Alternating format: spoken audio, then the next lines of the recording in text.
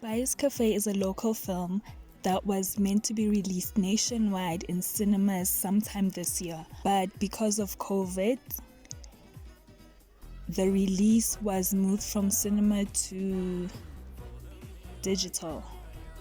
I watched it on DSTV box office. I rented it for 25 rands and it was only available for 2 days. With that said, let's get into Bhai's Café. Bhai's Café is a story about a small family-owned business that goes up against a big corporate business. It is the small family-owned business that is the only legacy that this Indian man has to give his children. And unfortunately, it is going through tough financial times. Something that we can all relate to because of the COVID. Something we can't relate to though is nobody is trying to buy something from us for millions of rands. Money that we could use to start something else, money that we could use to live somewhere else, to build something else. We're not being offered that kind of money, but Bhai was being offered that kind of money by a property development company. But he kept refusing. It's made clear that the cafe is not just a cafe, it's not just a spaza shop for Bhai, it's not just that corner shop that provides the community with essentials or snacks or an easy excuse when you don't want to be in the house anymore. To him, it's the family business, it's the legacy that he will leave his children, it's his family's history.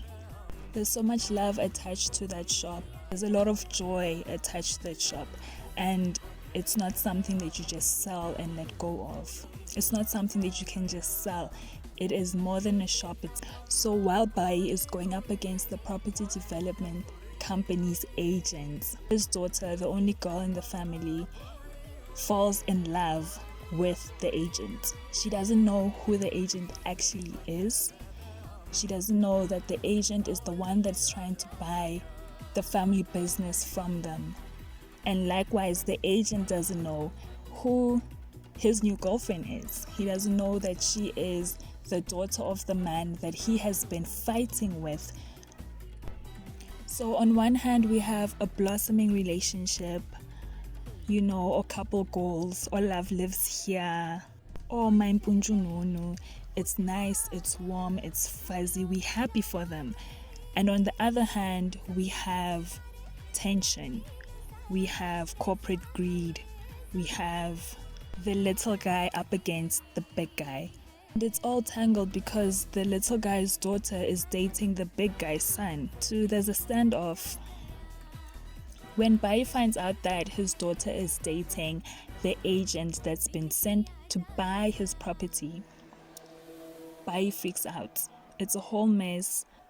Throughout all of this, Bhai's wife is trying to be the voice of reason and encourages her husband to go and talk to the property developers in person. When they get there, it turns out that Bhai's wife has history with the property developer, but he's relentless in his pursuit of wealth and refuses to help them out. He refuses to back down. He refuses to relent. And then a standoff forms. There's a physical standoff outside the property. Outside Bhai's Café, there's a physical standoff.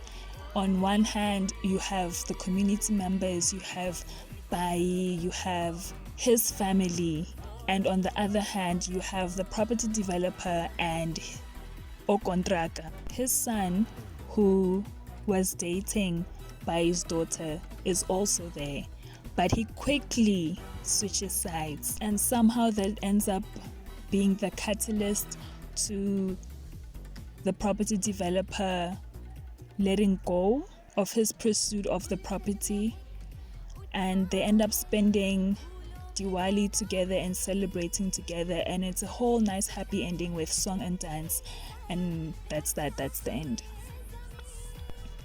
Bhai's Café is kind of boring. It has all the elements there to be a great movie.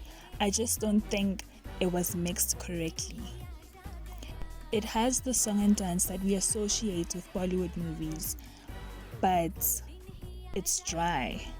The musical numbers in Bollywood movies are usually move the story forward, but in this movie it was just, I don't feel like they moved the story forward.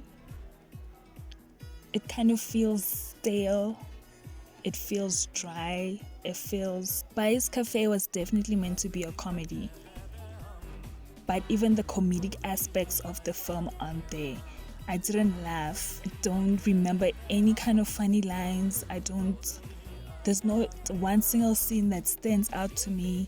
I wasn't rooting for Bhai's family and his cafe, even though I know I'm supposed to, because we were given the history of the shop, we were given the history of the family, we were even given the history of Bhai's wife and how she was part of the struggle. But I'm not rooting for them. I'm not rooting for the property developer either.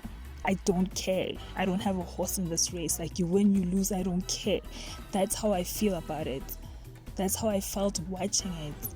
But now, okay, and then even the couple, like, okay, they broke up, and then like, oh, okay, they're not talking to each other, and then I was not connected to it. I was not connected to the film. I was not connected to the storyline. I was not connected to anything, even though the right ingredients were there.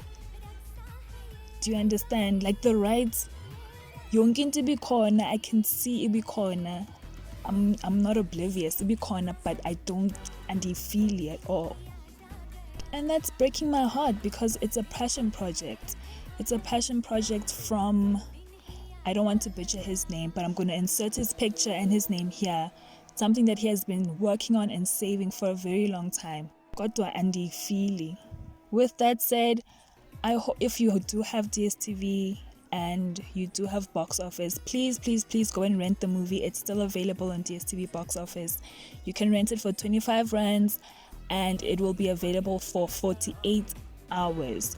Now more than ever, we need to support local.